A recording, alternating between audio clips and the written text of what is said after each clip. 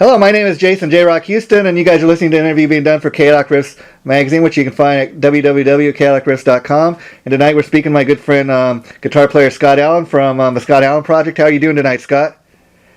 Doing great, Jason. Good to talk to you, man. Now, for people who don't know, I've known you for about maybe 6 or 7 years, Scott. We hooked up, through the internet. That's how I first discovered you, like a lot of people.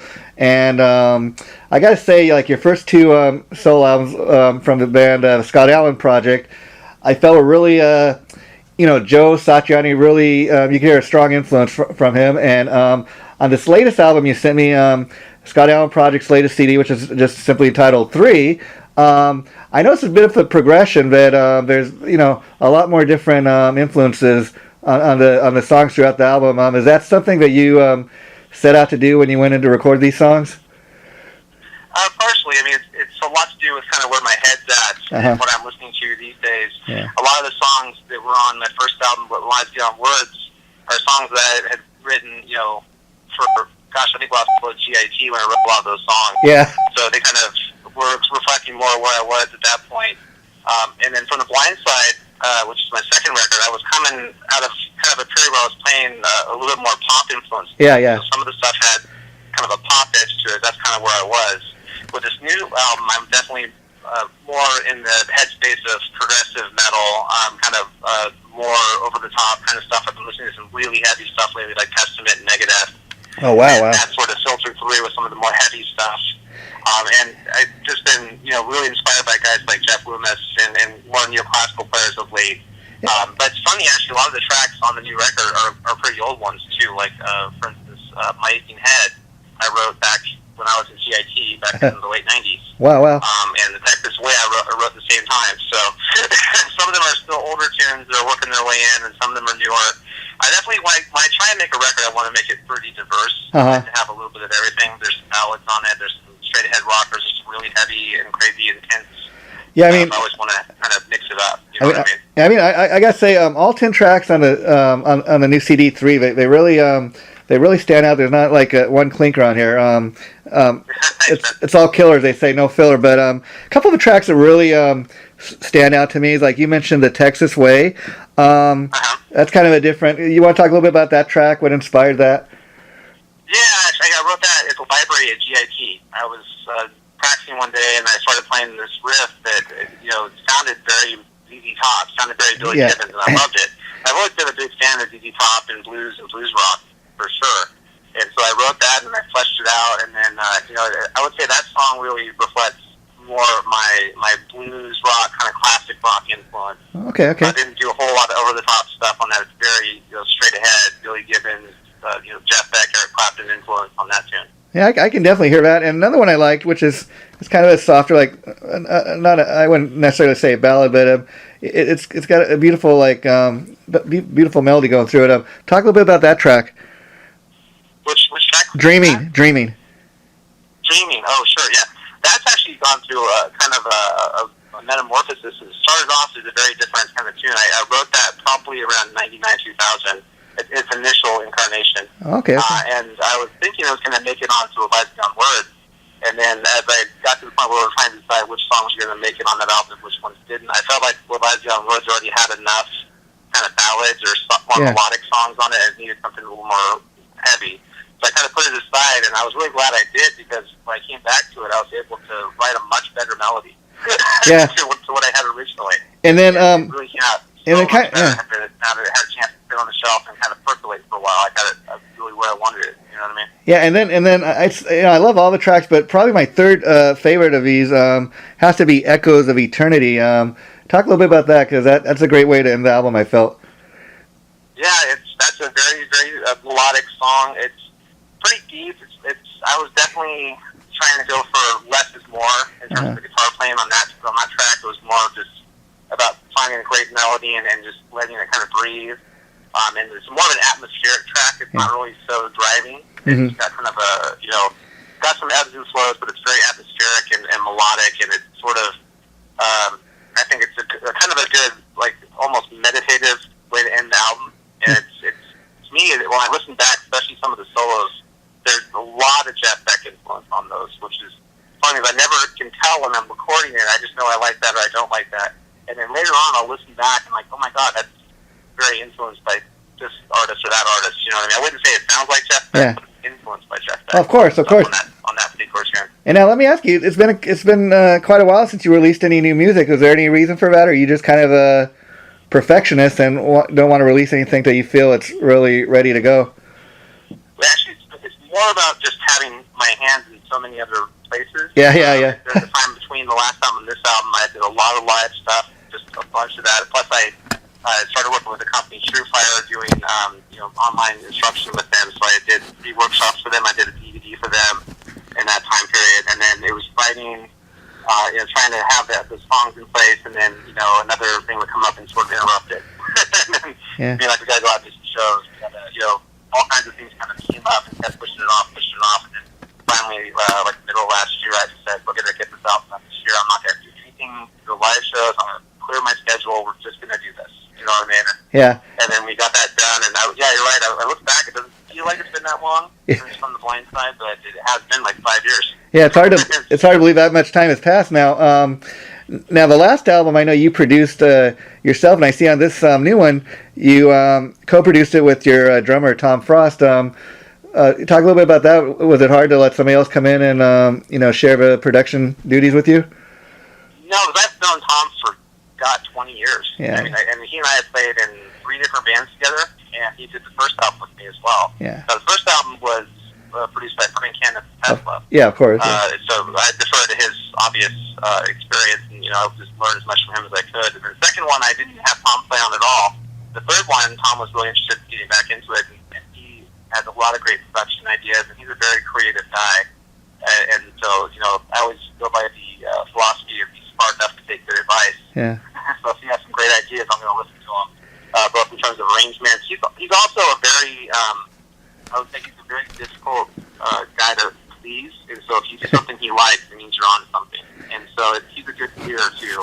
So I basically wrote all the material. I got it to him pretty fully formed, but then I would listen to Tom and Brian about what they had to think about arrangements in terms of like simple things like the mix, how we wanted to EQ things. That stuff is that Tom is really great at. So it was a good collaboration to bring the album to what we both wanted to be. And let me ask you, Scott, is part of the reason you call the band the Scott Allen Project because like you're kind of just talking about being a project in the sense that you don't necessarily have the same group of musicians each time you're playing with. It's kind of whoever is available, whoever you can find to come into a recording studio with you.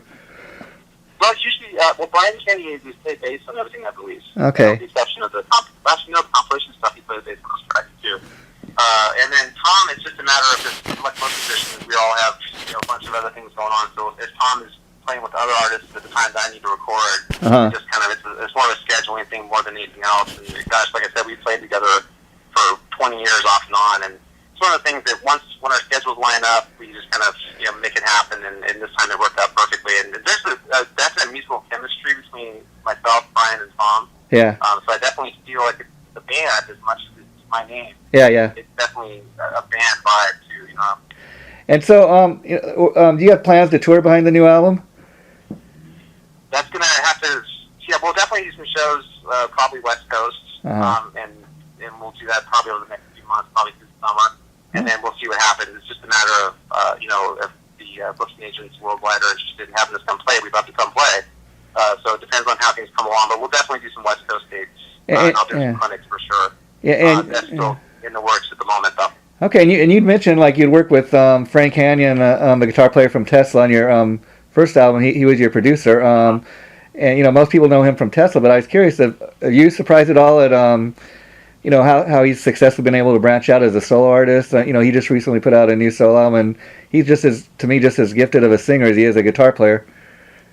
He's amazing. Actually, I really underestimated Frank a lot because I grew up listening to Tesla. I didn't really tell him when we were in the studio together. That's an awkward thing, and I always figured he was kind of just an 80s guitar player, and then when I got in the studio with him, I realized how broad his style is, and he can do so many things, and he's just a great musician. And the singing thing, I've always known he did great backups, but he's really come on and started doing lead vocals, and that's pretty cool.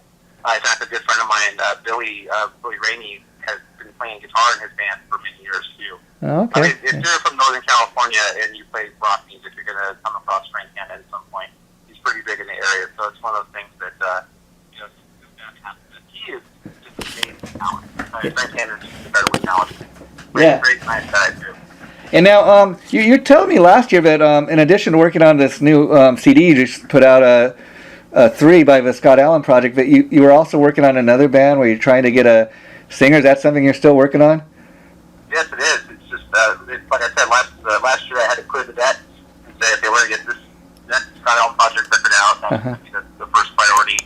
And right now I'm trying to work with Shoefire on my next DVD project, which is we're still kind of at the germination stage of that. And then other than that, and doing live shows, if some great offers come in, I'll do more live shows. But the few live dates we'll do, I'm going to try and focus on getting the rest of the songs ready to go so we can audition singers hopefully within the next 10 months or something. That's my plan on that. Music is there. I've got about 10 or 12 songs very roughly demoed out. It's just a matter of getting them in a more completed form and getting it ready to start auditioning singers. That's where I'm at with that right now. Yeah, and I know from talking with you, over the internet and stuff, and through emails, that in the past you've done shows with, legendary guitar players like Michael Schenker and I think George Lynch and Gary Hoey. What was that like to, open shows for those guys that you grew up listening to?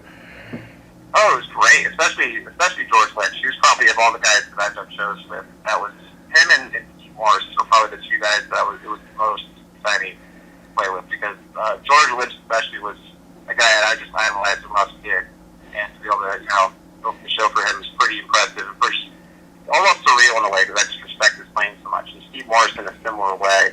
Michael Schenker, I was a fan of. I wasn't as familiar with his solo stuff as much as I was with the Scorpions. A few UFO records I'd heard, but I was aware of it, but it wasn't like a big impact on me as a kid. Yeah. The way that Lynch and Morse were. But we also did a show with UFO recently, and that was great to see Vinnie Moore playing, and that's another guy that was a big influence on me when I was a kid. Cool. We just did a show, I think maybe it was 10 or 12 months ago with the Lister Fats, which is Guthrie Govan and Marco Miniman and Brian Bauer. Yeah. That was another one that was really cool. I really respect Guthrie's playing, and be able to open the show for him was really exciting. All the guys in that band are super nice guys. Really cool. And now, Scott, anybody that's heard your any of your albums or what you do, can't deny what a talented player you are, yourself. But I was curious, if you always wanted to have your own band, have you ever when has the opportunity ever come up for you to try to audition for any well-established band, or do you rather keep doing what you're doing? Well, it depends. It depends on what band and what circumstance. I don't think in the environment that we live in today that you'd ever want to limit your options. Yeah. So if something came up that was really interesting, I would definitely be interested in doing it. In the meantime, I don't see a reason why I can't still continue to work on my solo career and while still entertaining the concept of doing that. I think that I've seen a lot of players be able to balance those couple things, and it works pretty well for them. So if it was the right group of guys and it made sense for everybody involved, I would definitely be interested in something like that. In the meantime, it's a really great treat to have the ability to express my music through my solo records too, and try and build the audience I'm trying to build, and hopefully that will lead to bigger, better things in the future. Yeah, and then another thing people might not know that another thing that you and me have done off and on over the years is you've done a blog for my my website called Under the Gun, where we kind of talk about different guitar players and kind of your opinion and what you think of them. And a guy we often talk about is George Lynch, that you just mentioned. And a lot of people when they hear George, they automatically think of Dokken, but one thing I've always loved about George is he's into so many things. I mean, if you even look at what he's recently put out, he put out an album with this band KXM. He just recently put out a new Lynch Mob. He's always doing something different. That's I think one thing I've always admired about him. He's always constantly keeping busy. Yeah, I just heard the new Sweet and Lynch album with Michael Sweet, and that's a great album. That's got some killer stuff on it. So I feel like he's kind of hit a second peak again. The last Lynch Mob record that he did. I haven't heard the newest one, but I heard the Down Mountain Sessions. That was a great album. A great little EP he did with Tony Logan on vocals. Yeah. And then he's just an inspiration in terms of the guitar player. His tone is unbelievable. He's got this just attitude to his playing. Just drifts with Yeah, and you know, I really suggest if you're a Lynch fan, you get a chance to check out the new Lynch Mob. It's an EP of like new material. It's called Sun Red Sun, and then the EP you just mentioned, Sunhouse Studios. They got bonus tracks on this new thing. It's like they've been remastered, but they give it kind of new life. It's really worth checking out. And Oni Logan's back on vocals, so I think anytime you got Oni and George together, it's worth checking out. Yeah. Yeah, George is just a great player. What's funny about him is it's not necessarily about his overwhelming technique all the time. It's his tone and his attitude and his vibe that he has in his playing. It's just so refreshing to hear. It reminds me, there's a time in rock and roll, especially like in the early '80s, where there's like guys that just had such a ballsy attitude about their playing. Guys like J.T. Lee, guys like Wayne Brooks, and Halen, Warren Martin, George Lynch. Those guys were just dripping with attitude in their playing. I think as much as a lot of the more modern guitar players are very technical and way more technical than those guys were, but they just don't have that attitude, that swagger. And when I'm playing something on one of my records, I'm always thinking like, is this having the attitude that I want it to have? It's not so much is it perfect, is it to have a vibe to it. And I think that that's something that I miss. I wish more artists were kind of interested in the vibe as much as the technique. Yeah, and I know you're a Megadeth fan. We were talking a little bit about the current situation with Megadeth recently when we were emailing each other. And what do you think of their choice for new guitar player? His name is Kiko Loureiro, and he was with the Brazilian band Angra, and he's put out some great solo stuff. Are you at all aware of who he is? Oh yeah, I'm aware of Kiko for sure. He's a great guitar player. Yeah. I think he's a great choice. I mean, he's not going to bring anything but great stuff to the band. I'm sure that the record. I think Chris Ambler is playing drums on it. Yeah. It's going to be a great. I mean, I'm a huge fan of Dave Mustaine's writing in general. I think he's just such a great songwriter. I'm sure that those guys will bring a lot to the table. I'm actually kind of excited also because, in addition to that, Chris Broderick and Drover have got their own band going now, which is going to be cool to see what Chris does.